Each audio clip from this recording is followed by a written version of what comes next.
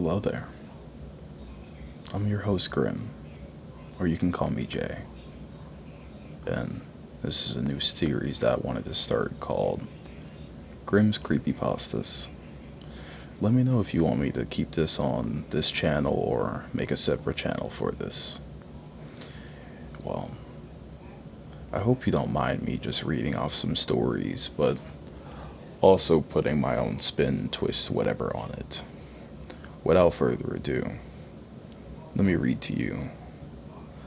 I worked as an overnight security guard at a local college. I quit after seeing something in the parking lot. Let's start. I had just gone through a pretty rough divorce a few months ago.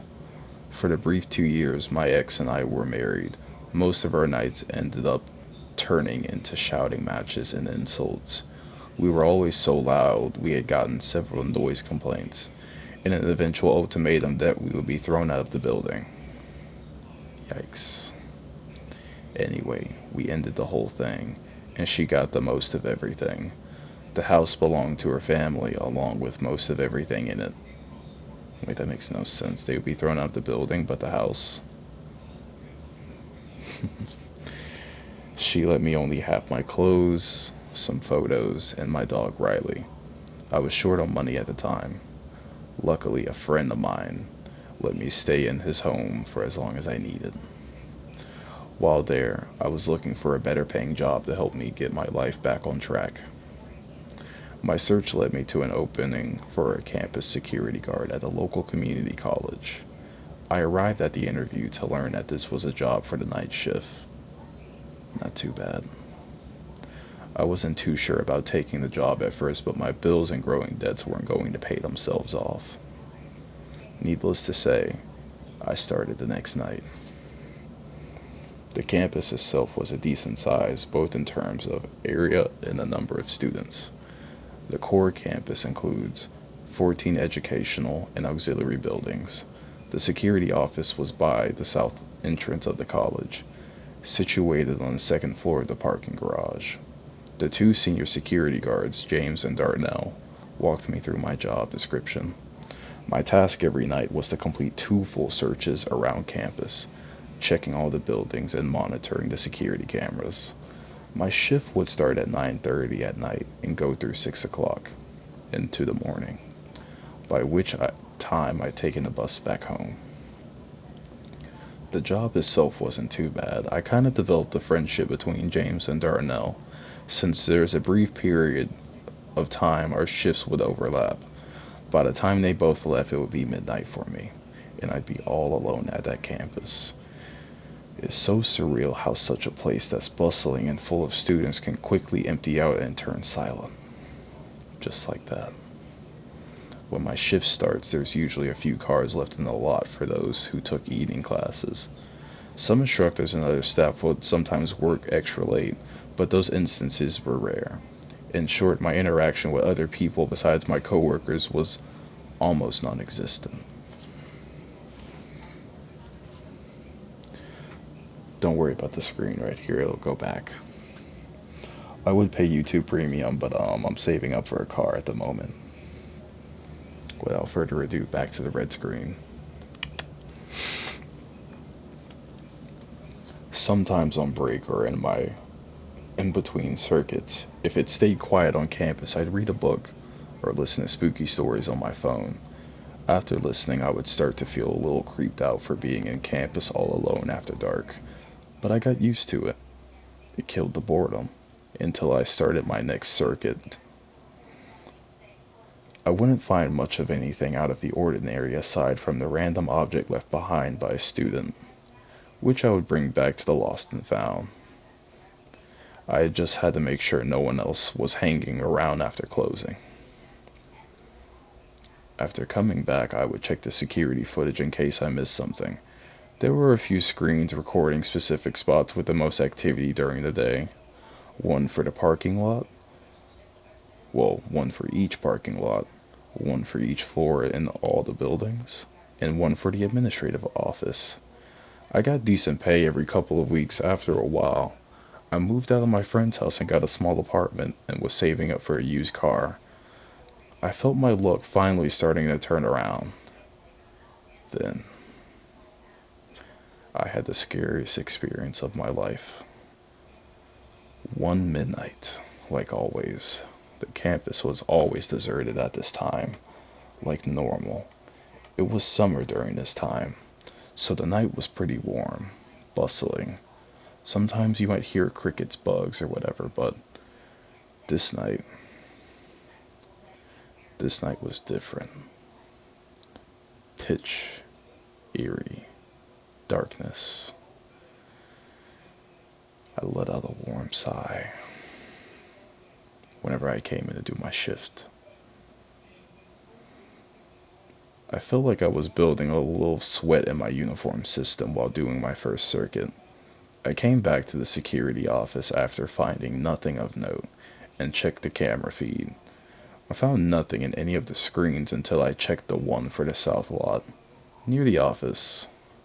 While the screen was small, I could still discern the moving of a very large shadow across one of the lampposts, which was weird. It was doing nothing but moving back and forth across the light. The shadow looked too large to be something of a small bird or animal. I deduced it had been someone that parked off screen so I couldn't visibly see them. I went out there to check things and found nothing there. If it might have been a person just screwing around and about. They would just have to leave at least a sign of their presence, you know? There was nothing left behind. I didn't hear a car drive off. No noise, no nothing. I scoped the rest of the south lot to find the source of the shadow. Still, nothing. I sighed in annoyance at the thought of somebody just trying to waste my time.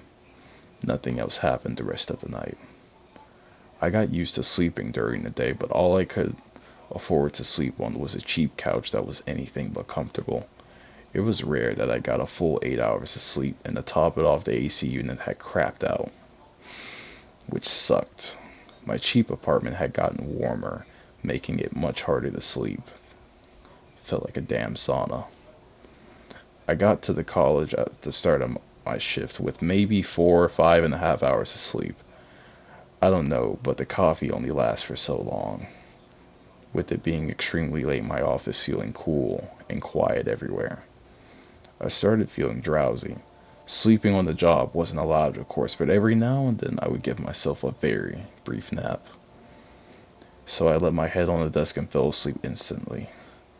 I was later jolted awake. Instantly something felt extremely wrong on my tired mind. But then I quickly swapped to alert mode and I woke up. I rubbed my eyes and checked the monitors to see if anything looked up. I looked at the camera feed for the south lot and my eyes narrowed. Beneath one of those lamps, those lamp lights, something chilled me to the bone. A person was standing, not doing anything, just being very still. I couldn't make out any details, but this person had very long black hair and looked very tall for almost, they could, oh my goodness, it looked like they were able to reach the light. I looked at the bottom of the screen and found the camera was still recording. Whoever the camera was recording was still showing it was there. That feeling jolted me very awake and it kept intensifying every goddamn second. I was aware of this and I just couldn't stop shaking for whatever reason. This chill felt colder than the air inside of my office and it kept creeping up my neck and just the shaking got more and more intensing. So everything just felt off. My body felt like it was reacting to some type of danger that the image was giving off. Still, a weird person on security footage was not an excuse to not do my job. I got to the lot in under a minute, and I saw the person still standing underneath the lamp, just being dead still with their back turned towards me, and their head seemed to be bowed forward. As I approached closer and tried to get their attention, I found that this trespasser was very tall, just like in the camera, but they were lanky and wearing a dirty white dress. I called out to her again, asking if she needed help, but she didn't respond. She just kept standing like a statue where she was. I reached out to touch her, and my hand retracted back from the burning sensation her skin gave off, as if she was set on fire. I let out a "God damn it" and shook my hand to cool it off, and the lady moved for the first time. Her head lifted upward as if finally acknowledged I was there. She turned around, and I started to just start trekking backwards. Her body was of a humanoid, but she had the head of a goddamn goat or a ram. The fur was pitch black, contrasting against her pale skin and white dress. The eyes were red like burning embers, and strands of flesh hung off its curved horns. As I kept walking backwards, I sped up. I could hear it give off a deep, thunderous roar. I ran back towards the office, and I swear I could hear the damn thing sprinting after me. I ran like I had never ran in my life. Absolutely just blitzing towards that fucking office, and I barricaded myself in there. For good measure, I switched the lights off inside and called 911.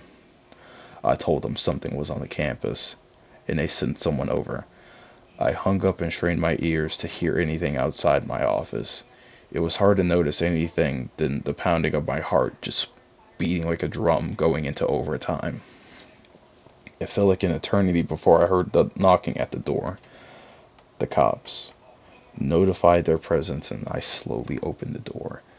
They questioned me about what I called for. When I told them, they looked at me as if I was a mental patient or a drug user.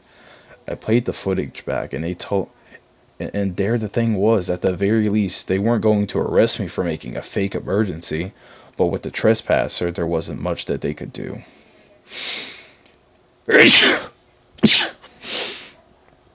Sorry for breaking off your immersion, but this is the last bit of this story. They left, and I was alone once again. This time, I felt so afraid, more afraid of anything in my life. Not that I was alone, but the fact that I wasn't alone, and that thing was still out there. I took no chances. I waited in that office and kept the thing locked until the end of my shift. I left a note saying I resigned, and I never went back. Well, I would definitely give that story 1/3 of a chicken sandwich. 1/3 of a chicken sandwich. A third. Definitely picking up on things towards the end because, let's see, some weird goat lady that gave you a thunderous roar. Definitely building up the anticipation, but I expected something scarier. Was it scary? Of course. Weird goat lady after your cheeks. But that was a very interesting but generic story that I do love. Something to definitely give like a template for.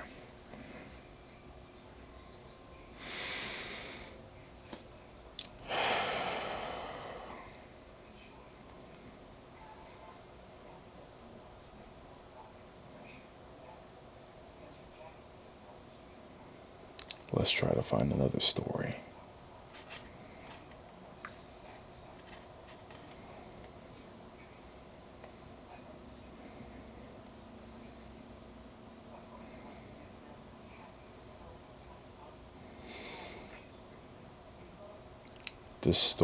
This one actually gave me chills. I love this. If you hear a siren, don't go outside. Doesn't that send chills? Something creeping down your spine. That alertness all across your body.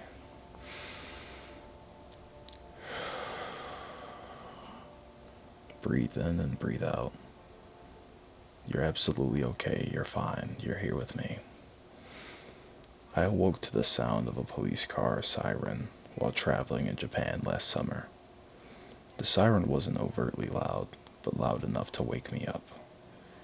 It didn't grow closer, nor distant, as if the siren, whatever its origin, was from something just stationary.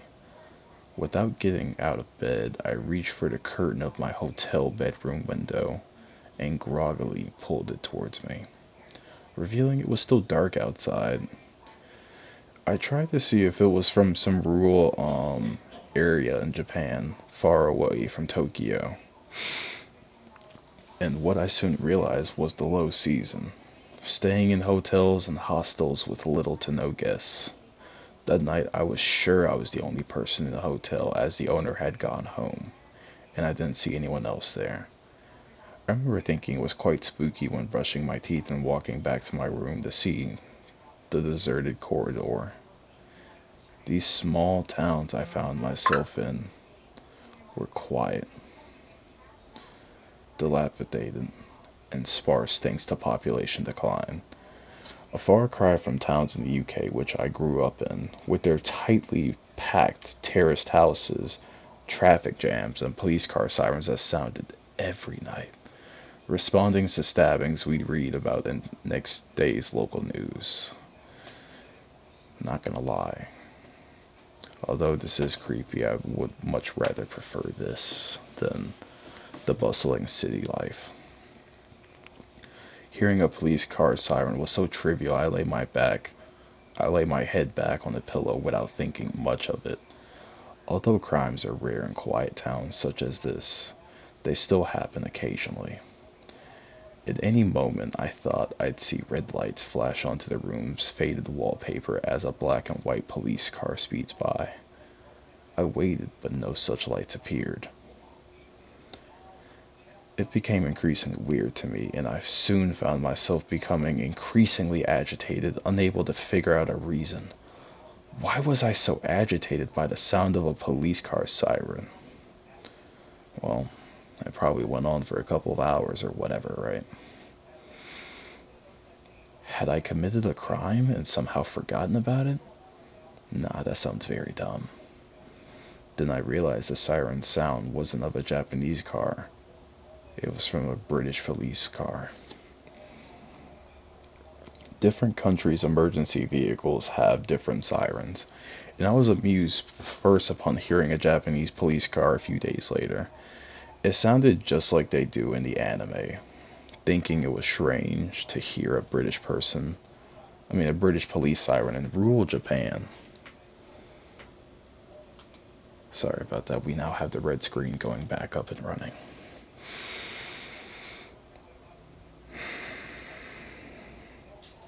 Let's take a bit of a breather because I feel like things are about to start picking up.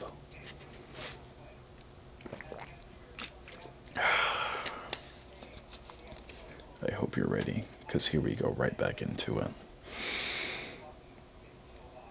I stood up to look out the window, concentrating to see into the darkness. Staying in smaller towns and cities, I'd realized unsettlingly, streetlight is as scattered as the people who live there and often non-existent. Sometimes after dark, the only light source is a lone vending machine in a bus stop that's used twice a day.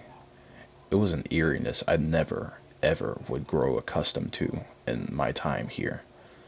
But outside the hotel, far down the road, was a flickering streetlight by a junction in the road. And further still, I saw the outline of the area's tsunami warning system.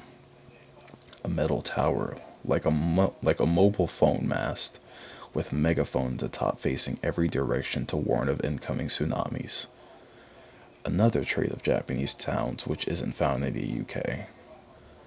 I'd walk past it during the daytime on my way to the hotel without paying much attention to it, having seen identical structures in towns I'd visited previously. I remember the sight of rust showing through its gray paintwork and not much else. I wondered if that could be the source of the sound. But why would it play the sound of a British police car, and so late at night?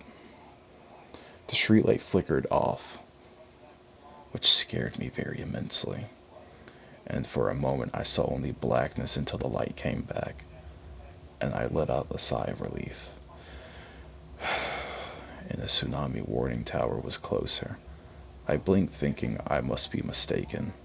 It was late at night, and I don't always perceive things correctly when tired, but the siren was just slightly louder than it was a moment ago. I stared out the window into the night. Then slowly, the tower, or what I thought was a tower, stepped towards me. A skinny leg twisted from its metal framework structure, lifting and planting into the road before the rest of his lanky body repeated the same contorting movements on the other side. The upper body unfurled grotesquely, forward and backwards with each stride. Due to its slenderness, it moved like it weighed like nothing.